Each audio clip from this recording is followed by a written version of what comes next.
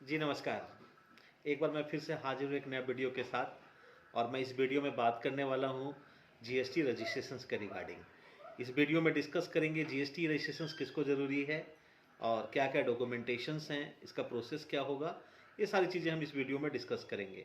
सबसे पहले जो आपका जीएसटी रजिस्ट्रेशंस उन लोगों को ज़रूरत है जो लोग गुड्स या सर्विस प्रोवाइड करते हैं और गुड्स का जो लिमिट है सो 40 लाख रुपीज़ है और सर्विस का 20 लाख रुपीज़ है। कुछ स्टेट में ये लिमिट जो है सो कुछ स्टेट में इससे कम है, लेकिन जनरली पूरे इंडिया में जो सर्विसेज का 20 लाख का लिमिट्स है और गुड्स का 40 लाख का है। तो जब आपका ये लिमिट आप जब जैसे ही क्रॉस करते हैं तो विद इन मंथ के अंदर आपको इसका रजिस्ट्रेशन जीएसटी में कराना कंपलसरी है, मैंडेटरी है, मस्ट है। लेकिन एक चीज़ और ध्यान देना है, जैसे आज के डेट में जैसे कोई भी बिजनेस करते हैं तो जनरली जीएसटी कंपलसरी ही लोग ले लेते हैं, स्टार्टिंग में लिमिट क्रॉस करते हैं नहीं है। तो आपका जो रिक्वायरमेंट है, जो ज़रूरत है, या कोई भी लोन वगैरह आप अप्लाई करते हैं तो सबसे पहले आपको जो है डिपार्टमेंट से आपको बोलता है भैया जीएसटी आप सर्टिफिकेट लेकर आइए। तो बहुत सारे लोग हैं वॉलंटरली बेसिस पे आप जो है 20 लाख जो सर्विस का है या टर्न गुड्स का जो है सो 40 लाख का लिमिट है, उससे कम केसेस में भी आप टर्नओवर में आप ले लेते हैं। That is called voluntary GST registration. तो इस वीडियो में सारी चीज़ें हम लोग डिस्कस करेंगे। तो सबसे बेसिक्स है वॉलंटरली में आप अभी बिजनेस स्टार्ट किए तो अभी के अभी आप जीएसटी रजिस्ट्रेशन कर सकते हैं। दूसरा पॉइंट्स कि अगर आप लिमिट क्रॉस करते हैं, सर्विस के केस में 20 लाख का लिमिट है और गुड्स के केस में 40 लाख का लिमिट है, तो ये क्रॉस करते हैं तो विद इन मंथ के अंदर आपको जीएसटी अप्लाई करना है। अब मैं डॉक्यूमेंटेशंस का बात करता हूँ। जैसे कि अलग अलग तरीके से ऑर्गेनाइजेशंस होते हैं, सबके अलग अलग फर्म होते हैं, तो क्या डॉक्यूमेंटेशन लगेगा, रजिस्ट्रेशन का क्या प्रोसेस होगा, ये सारी चीज़ें हम लोग इस वीडियो में डिस्कस करेंगे। सबसे पहला अगर आपको जैसे ही एक तो सबसे पहले एक ऑफिस के पर्पस के लिए जो डॉक्यूमेंट चाहिए वो क्या है वो ध्यान रखना है आपको। अगर ऑफिस है और अपना अगर है, ऑन है, सेल्फ का है, खुद का है, आपके नाम का है, आपके पिताजी के नाम का है, दादाजी का है, अपना है, तो उस केस में एक तो बिल तो लगेगा ही लगेगा, जो भी उसका आपका इलेक्ट्रिसिटी बिल है या वाटर बिल है या टेलीफोन बिल है, ये कोई सा भी ये है। अगर अपने नाम पे है तो आपको क्या करना है, एडिशनली एक सिर्फ एनओसी नॉन ऑब्जेक्शन सर्टिफिकेट लगेगा। अगर वही जो प्रेमिसेस अगर जीएसटी में जो डॉक्यूमेंटेशन का बात कर रहा हूँ, अगर वो रेंटेड है तो उस केस में आपको क्या करना है कि एक तो बिल जो भी आपका है जो आप ले लें अपने लैंडलॉर्ड से, प्लस रेंट एग्रीमेंट जरूर बनवा लें, प्रॉपर नोटराइज एग्रीमेंट बनवा लें।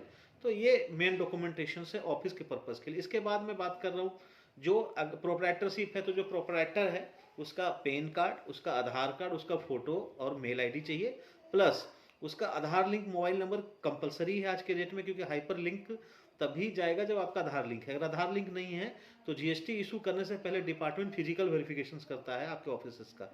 तो आप अपना अगर जीएसटी अप्लाई कर रहे हैं तो अगर जल्दी जीएसटी अगर लेना चाहते हैं तो आपका जीएसटी लेने के लिए आपका मोबाइल आधार लिंक होना चाहिए। अदरवाइज क्या होगा, पहले जीएसटी डिपार्टमेंट इशू करने से पहले आपका ऑफिस आपका प्रेमिसेस का वेरिफिकेशन करेगा, देन इशू करेगा।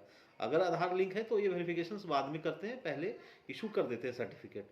तो ये हो गए आपके डॉक्यूमेंटेशन। इंडिविजुअल है तो in the case of company क्या होगा, ऑटोमेटिक जो भी डायरेक्टर्स हैं उनके आईडी लगेंगे, प्लस वो ऑफिस है उसका बिल, अगर अपना है तो एनओसी, अगर रेंटेड है तो रेंट एग्रीमेंट, और प्लस कंपनी के जो सर्टिफिकेट लगेगा।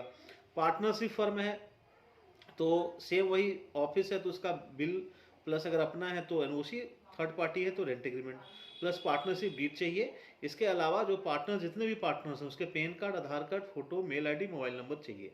ये सारी चीज़ें चाहिए, प्लस एक अपना जो भी नाम है वो, प्लस अपना वर्क डिटेल जीएसटी में डालना है।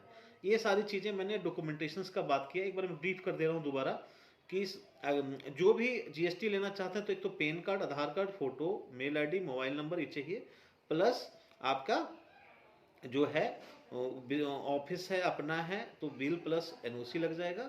अगर रेंटेड है तो उस केस में आपका बिल प्लस रेंट एग्रीमेंट लग जाएगा। ये सारी चीज़ें हैं। और ये जीएसटी का रजिस्ट्रेशन का प्रोसेस पूरे इंडिया में ऑनलाइन है। आप जिस भी स्टेट में चाहें खुद से भी आप अप्लाई कर सकते हैं इनके जीएसटी के साइट पे लॉगिन करके, और लॉगिन करके अपना सारा डॉक्यूमेंट अपलोड करेंगे, और अपलोड करने के बाद विद इन इंडिया के लगभग सभी स्टेट में विद इन 15 टू 25 डेज के अंदर आपका रजिस्ट्रेशन सर्टिफिकेट आ जाता है।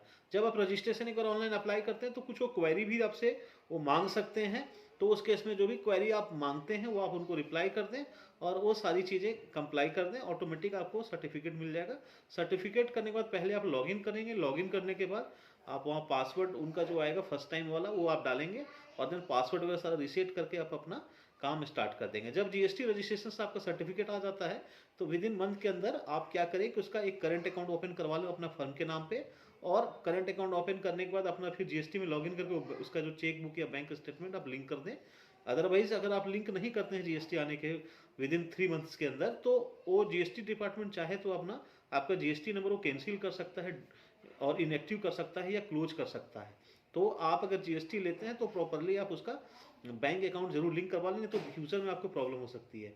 ये इस वीडियो में जो मैं बात कर रहा था सारी चीज़ें मैं रजिस्ट्रेशन के रिगार्डिंग बात कर रहा था, और ये सारी चीज़ें मैं कंप्लीट करता हूँ। और मैं नमस्कार,